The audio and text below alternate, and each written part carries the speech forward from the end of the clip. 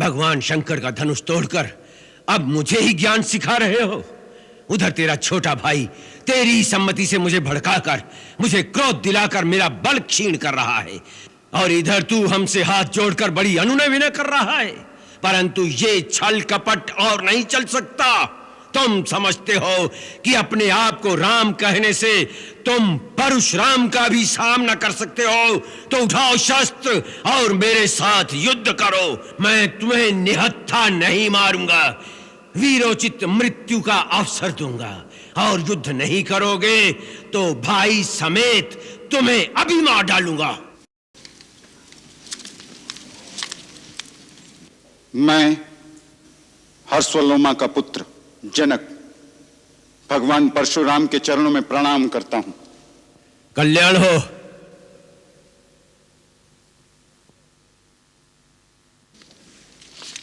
ये है मेरी पुत्री सीता, आपका आशीर्वाद चाहती है। सौभाग्यवती भव।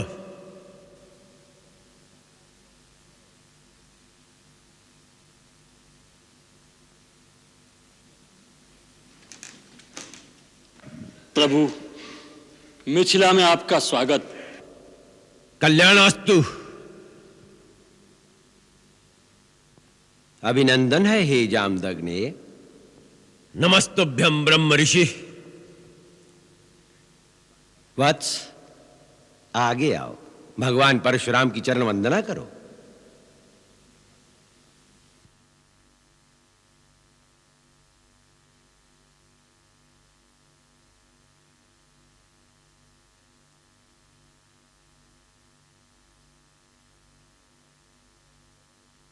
अपना परिचय नहीं दिया तुम दोनों ने।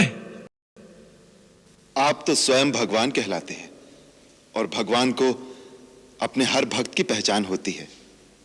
यही सोचकर कि आप अपने इस दास को तो जानते ही होंगे, परिचय देना आवश्यक नहीं समझा। ये अयोध्या नरेश दशरथ के सुपुत्र राम और लक्ष्मण हैं। आप बड़े शुभ अवसर पर पधारे हैं भगवान। आइए, आसन ग्रहण कीजिए।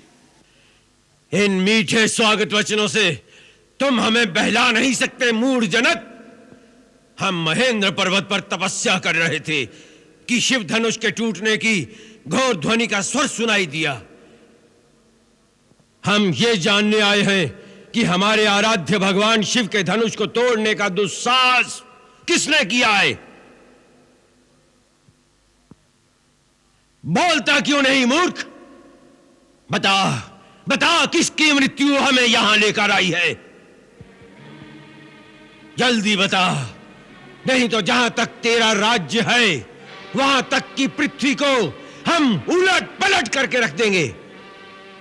तेरा सारा राज्य नष्ट कर देंगे, नष्ट कर देंगे।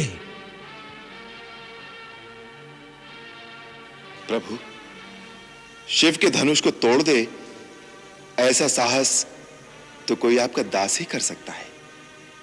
उसके लिए क्या आज्ञा है, आप मुझसे कहिए। सेवक वो होता है जो सेवा करे। जो शत्रुता करे उसे शत्रु समझकर उसे दंड ही देना चाहिए। जिसने ये शिव धनुष तोड़ा है वो सहस्र बाहु की तरह मेरा शत्रु है। सावधान जनक, विश्वामित्र, यहां एकत्रित राजागण और इस सारी सभा को मैं सावधान करता हूं कि जहां भी वो अपराधी छिपा हो उसे बाहर निकालकर खड़ा कर दिया जाए, अन्यथा हम उस शिवद्रोही को मृत्यु दंड देंगे। ये समझ लो कि तुम में से एक के भी प्राण नहीं बचेंगे। एक धनुष टूट गया तो उसमें इतना क्रोध करने की क्या बात है? हमने तो बचपन में कई धनुइयां तोड़ डाली, उस समय तो किसी ने क्रोध नहीं किया था। राजा के छोकरे, तनिक होश में बात कर। विश्व भर में सम्मानित महाशिव धनुष को बच्चों की धनुरियों के बराबर समझता है। ये वो धनुष है जिससे शंकर ने त्रिपुरारी का वध किया था। ब्राह्मण देवता, आपको धनुष और धनुष में फर्क दिखता होगा। हम तो क्षत्रिय हैं। धनुष बाण से खेलना हमारा नित्य कर्म है। हमारे लिए तो सब धनुष एक समान है। ढिठाई की भी हद होती है। लगता है तुझे अपने जीवन से मोह नहीं रहा। मुझे मोह है कि नहीं, परंतु आपको इस पुराने जीर्ण धनुष से बहुत मोह दिखाई देता है, जिसके टूट जाने पर आप बच्चों की तरह बिलबिला रहे हैं। रघुवर ने इसे हाथ लगाया और ये टूट गया, इसमें उनका कोई दोष नहीं। है? अब क्रोध त्याग दीजिए मुनिवर, बहुत धमका लिया आपने। लगता है कि तू अपनी माता को निपूती बनाना चाहता है।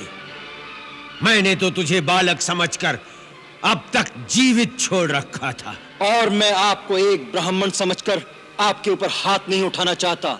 हमारे कुल में ब्राह्मणों का वध नहीं किया जाता, उनकी रक्षा की जाती है। शठ अशिष्ट निरंकुश बालक, कदाचित तूने मुझे केवल एक वेद पाठी ब्राह्मण समझ रखा है। तू नहीं जानता कि मैं क्षत्रिय कुल नाशक, बाल ब्रह्मचारी, अति क्रोधी वह परशुराम हूं जिसने कई बार इस पृथ्वी को क्षत्रियों से विहीन कर दिया। क्षत्रिय राजाओं का सकल नाश करके यह पृथ्वी बार बार ब्राह्मणों को दान कर दी है। इस फरसे से मैंने सहस्र बाहु की भुजाओं को काटा है। इसी फरसे से मैंने बार बार क्षत्रियों का लहू पिया है, और आज तुम्हारे लहू से इस फरसे की प्यास बुझाई जाएगी। आप बार बार मुझे डरा रहे हैं, तो ऐसा लगता है जैसे एक बालक फूंक मारकर पर्वत उड़ाने की चेष्टा कर रहा हो। ब्राह्मण देवता जो वीर होते हैं वो अधिक बातें नहीं करते, वार करते हैं। ये कायर पुरुषों की निशानी है कि युद्ध करने की बजाय वो अपनी शान में बड़ी बड़ी बातें बघाड़ने लगते हैं। विश्वामित्र, यदि इस उद्दंड बालक की रक्षा चाहते हो तो इसे हमारी आंखों से दूर ले जाओ। आप आंखें बंद कर लीजिए प्रभु, मैं दिखाई नहीं दूंगा। विश्वामित्र, इसे हमारे क्रोध और पराक्रम की शक्ति बताओ। अपनी गुण गाथा आप स्वयं इतनी अच्छी सुना लेते हैं कि दूसरे की आवश्यकता ही नहीं। अभी तक अपनी महान गाथा गाते गाते दिन नहीं भरा हो तो सुना लीजिए कि किस तरह आपने एक कर्तव्यवीर कुमार के दोष पर क्रोध में आकर लाखों निर्दोष क्षत्रियों को संहार कर दिया, पिता का ऋण कैसे चुकाया, माता का गला इस फरसे से कैसे काट दिया। सुनाइए सुनाइए अपने महान कार्यों की पूर्ण कथा। बस बहुत हो गया, अब कोई मुझे दोष न देना। ये बालक अब निश्चय ही मरणहार है। आश्चर्य है कि मेरे कुठार के सामने आकर भी अब तक जीवित कैसे रहा। ये मुझे भी आश्चर्य है कि मेरे देवतुल भैया को मृत्युदंड देने की बात कोई मेरे सामने करे और वह मेरे बाणों से अब तक बचा रहे। लक्ष्मण,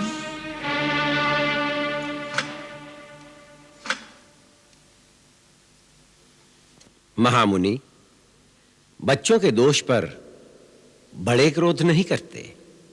शांत हो जाइए भगवान। तुम चुप रहो कौशिक नंदन। आपको क्रोध शोभा नहीं देता भगवान। यदि बालक कोई चपलता दिखाता है तो गुरु माता पिता उसका आनंद लेते हैं, रोष नहीं करते।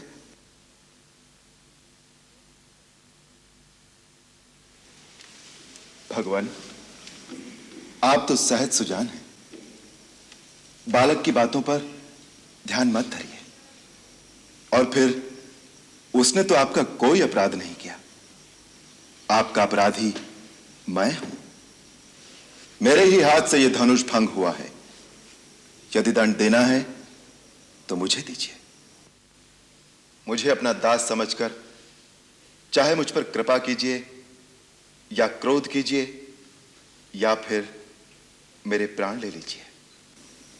जिस प्रकार भी आपका यह क्रोध शांत हो सके, मैं वो उपाय करने को तैयार हूं। तुम भी कुछ कम धूर्त नहीं हो। भगवान शंकर का धनुष तोड़कर अब मुझे ही ज्ञान सिखा रहे हो। उधर तेरा छोटा भाई तेरी सम्मति से मुझे भड़काकर, मुझे क्रोध दिलाकर मेरा बल क्षीण कर रहा है, और इधर तू हमसे हाथ जोड़कर बड़ी अनुनय विनय कर रहा है। परंतु ये छल कपट और नहीं चल सकता।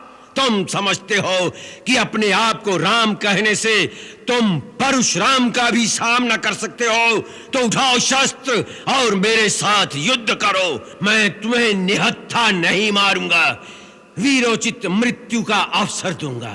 और युद्ध नहीं करोगे तो भाई समेत तुम्हें अभी मार डालूंगा।